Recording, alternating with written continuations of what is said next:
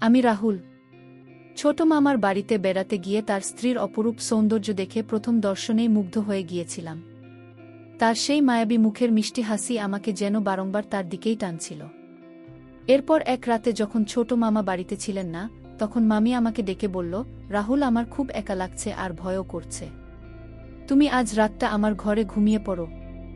এই কথা শুনে আমি মনে মনে ভীষণ খুশি হয়ে মামির ঘরে ঘুমাতে গেলাম। কিন্তু মাঝরাতে আমার মনের ভেতরটা কেমন করতে শুরু করে এবং আমি আর নিজেকে সামলাতে না পেরে মামির পাশে গিয়ে তার চাদরের উপর দিয়েই আলতো করে হাত বোলাতে লাগলাম। আমি ভেবেছিলাম আমার মামি হয়তো গভীর ঘুমে আচ্ছন্ন এবং তিনি কিছুই টের পাবেন না।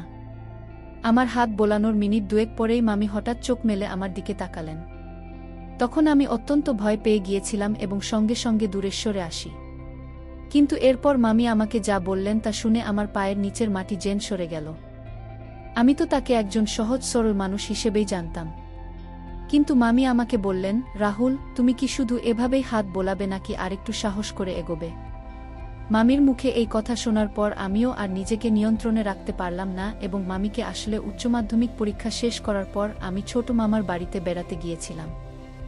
এই ঘটনাটি আমার সাথে ঘটে যাওয়া প্রায় 2 মাস আগের, কারণ যে সময় আমার মামার বিয়ে হয় ঠিক সেই সময় আমার ফাইনাল পরীক্ষা চলছিল, যার কারণে আমি মামার বিয়েতে উপস্থিত থাকতে পারিনি। ছোট মামার সাথে আমার সম্পর্কটা ছিল বন্ধুর মতো, কারণ তিনি আমার চেয়ে বয়সে মাত্র 5 বছরের বড় ছিলেন। যখনই আমি মামার বাড়ি যেতাম সারাক্ষণ ছোট মামার সাথেই কাটাতাম এবং তার সাথে খেলাধুলা করতাম। তাই ছোটবেলা থেকেই মামার সাথে আমার একটা গভীর বন্ধুত্বপূর্ণ সম্পর্ক গড়ে উঠেছিল। এরপর যখন আমি ছোট মামার বাড়ি গেলাম, সেখানেই আমি প্রথম রিনা মামিকে দেখি।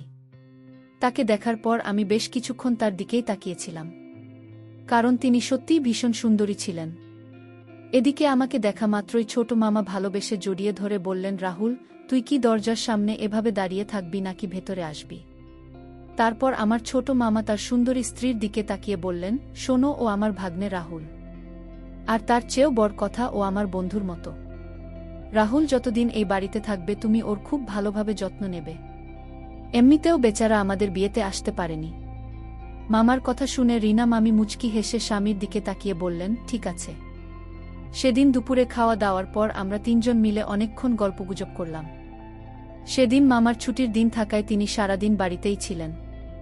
সারাদিন কেটে যাওয়ার পর মামা আমাকে তার পাশের ঘরে থাকার ব্যবস্থা করে দিলেন। রাতেও আমরা 3 জন একসাথে রাতের খাবার খেলাম।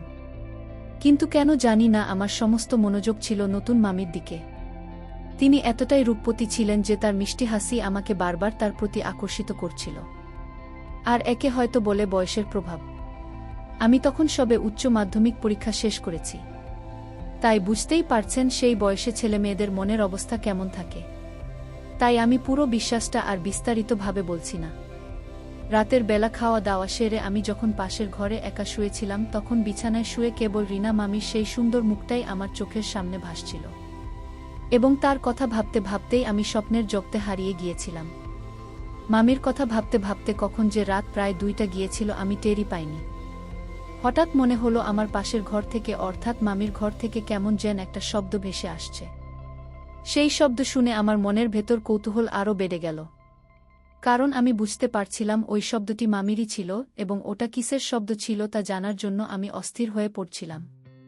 যখন আমি আর নিজেকে সামলাতে না পেরে খুব সাবধানে নিজের ঘরের দরজা খুলে মামির ঘরের দরজার ফাঁক দিয়ে ভেতরে সবকিছু দেখার চেষ্টা করলাম। তাদের ঘরের দরজা ভেতর থেকে বন্ধ ছিল, কিন্তু দরজায় একটি ছোট্ট ছিদ্র দিয়ে আমি প্রায় আধ ঘন্টা দাঁড়িয়ে মামা আর মামির ব্যক্তিগত মুহূর্তের সাক্ষী হয়েছিলাম। সেই দৃশ্য দেখে আমি একদিকে যেমন মজা পেয়েছিলাম, তেমনি বুঝতে পারছিলাম না যে আমি কত বড় ভুল করছি। এজন্যই হয়তো বড়রা বলেন, বয়সের দোষ। এখন বুঝি যে আমি সেদিন অন্যায় করেছিলাম। পরের দিন সকালে যখন আমার মামি স্নান সেরে ছাদে বসে তার লম্বা চুলগুলো রোদে শুকাচ্ছিলেন, তখন আমিও তার পেছনে পেছনে ছাদে গেলাম। আমি ভেবেছিলাম তার সাথে একটু মজা বা ঠাট্টা করব। তাই আমি হাসির ছলেই মামিকে জিজ্ঞেস করলাম, মামি, আমাকে তোমার কেমন লাগে? মামি তখন মুচকি হেসে আমার দিকে তাকিয়ে বললেন, তুমি তো খুব মজার একটি ছেলে, অনেক হাসাতে পারো। আমার তো তোমাকে বেশ ভালোই লাগে। ততদিনে আমার মামার বাড়িতে থাকা প্রায় 6 দিন হয়ে গিয়েছিল এবং মামা বা মামি কেউই জানতেন না যে আমি প্রতি রাতে তাদের ঘরের দরজার সেই ছিদ্র দিয়ে সবকিছু দেখতাম আর নিজে নিজে মজা নিতাম। এদিকে যতদিন যাচ্ছিল আমার মামিকে ততই বেশি ভালো লাগতে শুরু করেছিল। তার চুল থেকে শুরু করে পায়ের নখ পর্যন্ত তার সব কিছুই আমার ভালো লাগত। তারা ঘুমঘরেও টের পেতেন না যে আমি তাদের দুজনের মধ্যেকার ভালোবাসা আর আদরের মুহূর্তগুলো প্রতিদিন লুকিয়ে লুকিয়ে দেখি। শুধু তাই নয়, আমি সারাদিন আমার মামিকে লক্ষ্য করতাম এবং তাকে আমার দেখতে ভীষণ ভালো লাগত। কিন্তু তিনি তো আমার মনের অনুভূতির কথা কিছুই জানতেন না। মামিও আমার সাথে অনেক গল্প আর হাসি ঠাট্টা করতেন, কারণ মামা তো সারাদিন বাড়িতে থাকতেন না, তিনি সন্ধ্যায় বাড়ি ফিরতেন। তাই আমি মনে মনে ভেবেছিলাম এই 1 মাসের মধ্যেই আমি মামিকে আমার মনের কথা বলে নিজের ইচ্ছেটা পূরণ করব।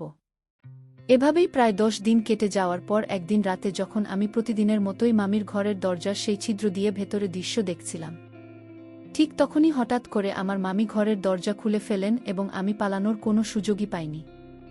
আমি সরাসরি মামির চোখের সামনে ধরা পড়ে গেলাম।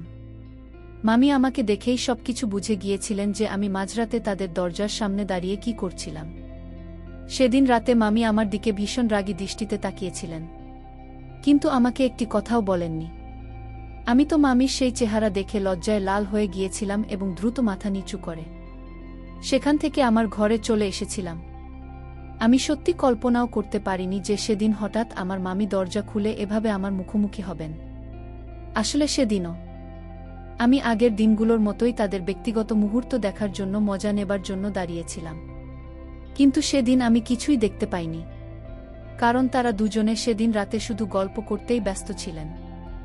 এরপর নিজের ঘরে এসে আমি কিছুতেই বুঝতে পারছিলাম না যে এবার আমি কি করব, কারণ মামি তো এই বিশ্বাসটা নিশ্চয়ই আমার মামাকে বলবেন যে আমি মাঝরাতে তাদের ঘরের দরজার সামনে দাঁড়িয়ে ভেতরে দৃশ্য দেখার চেষ্টা করছিলাম। এই কথা ভেবে সেদিন রাতে আমি এক মুহূর্তের জন্য ঘুমাতে পারিনি। আমার ভেতরে একটা তীব্র ভয় কাজ করছিল এবং আমি ভেবেছিলাম মামির কাছে সবকিছু শোনার পর সকালবেলা হয়তো আমার মামা নিজেই আমাকে ঘাড় ধাক্কা দিয়ে বাড়ি থেকে বের করে দেবেন। কিন্তু পরের দিন সকালে আমার মামা যখন বাড়ি থেকে বেরিয়ে গেলেন তখন আমার মামি আমার ঘরে এলেন এবং আমাকে বললেন, রাহুল, আমি সব জানি। তুমি কাল রাতে কেন আমাদের ঘরের দরজার বাইরে দাঁড়িয়েছিলে তা আমার অজানা নয়। শুধু কালই নয়, গত 3-4 দিন ধরেই আমার সন্দেহ হচ্ছিল যে দরজার বাইরে কেউ একজন দাঁড়িয়ে থাকে এবং সেটা তুমি ছাড়া আর কেউই হতে পারো না, কারণ এই বাড়িতে তুমি ছাড়া আর কোনো পোস্ত লোক নেই। আর কাল রাতে আমি তোমাকে হাতে নাতে ধরেছি। রাহুল, আমি ভাবতেও পারিনি যে তুমি এই ধরনের একটি ছেলে। তোমার মামা তোমাকে যেমন বিশ্বাস করে আমিও তোমাকে অনেক বিশ্বাস করতাম এবং ভালো ছেলে ভাবতাম, কিন্তু তুমি যে এমন একটা নোংরা কাজ করবে সেটা আমি দুঃস্বপ্নেও কল্পনা করিনি। মামির সব কথা শোনার পর আমি লজ্জায় মাথা নিচু করে চুপচাপ দাঁড়িয়েছিলাম এবং ভয়ে আমার শরীর দিয়ে ঘাম ঝরছিল। আমার মামির সামনে আর একটাও কথা বলার সাহস ছিল না, কারণ সত্যিই তো আমি অনেক বড় একটা অন্যায় করেছিলাম। তারপর মামি আমাকে বললেন, রাহুল, কাল সকালেই তুমি এ বাড়ি থেকে চলে যাবে, না হলে আমি তোমার মামাকে সব কিছু বলতে বাধ্য হব। আমি চাইলে কাল রাতেই তোমার মামাকে তোমার এই কীর্তি সম্পর্কে জানাতে পারতাম, কিন্তু আমি ইচ্ছে করেই কিছু বলিনি, কি কারণ আমি চাই না যে তোমাদের দুজনের মামা ভাগ্নের এত সুন্দর একটা সম্পর্ক নষ্ট হয়ে যাক। মামির সব কথা শোনার পর আমি এতটাই লজ্জিত হয়েছিলাম যে তার সামনে হাত জোড় করে ক্ষমা চাইতে বাধ্য হই। আমি আমার ভুল বুঝতে পেরেছিলাম এবং সেদিন আমি উপলব্ধি করতে পেরেছিলাম যে এতদিন ধরে আমি যা করছিলাম তা কত বড় একটি অপরাধ ছিল। আমার মতো এই বয়সে যারা নিজেদের নিয়ন্ত্রণ করতে পারে না তারা সহজেই খারাপ পথে চলে যায়, কিন্তু সেদিন আমি নিজের ভুল বুঝতে পেরে নিজেকে সংযত করতে শিখেছিলাম। পরের দিন সকালেই আমি মামার কাছে একটা মিথ্যে অজুহাত দিয়ে নিজের বাড়ির উদ্দেশ্যে রওনা দিলাম। বাড়ি ফিরে আসার পর আমি নিজের ভুলের জন্য এতটাই অনুতপ্ত ছিলাম যে আমি নিজেকে পুরোপুরি পরিবর্তন করে ফেলেছিলাম। এখন আমার নিজের উপর এই কারণেই গর্ব হয় যে আমি সেদিন ভদ্রতা শিখেছিলাম। আমার মামি যদি আমাকে সেই কথাগুলো না বলতেন তাহলে হয়তো আমি দিন দিন আরও বেশি অভদ্র এবং খারাপ হয়ে যেতাম। বন্ধুরা, আজকের গল্পটি এখানেই শেষ করছি। গল্পে কোনো ভুল ত্রুটি হয়ে থাকলে ক্ষমা করে দেবেন। গল্পটি ভালো লাগলে অবশ্যই লাইক, শেয়ার এবং সাবস্ক্রাইব করতে ভুলবেন না।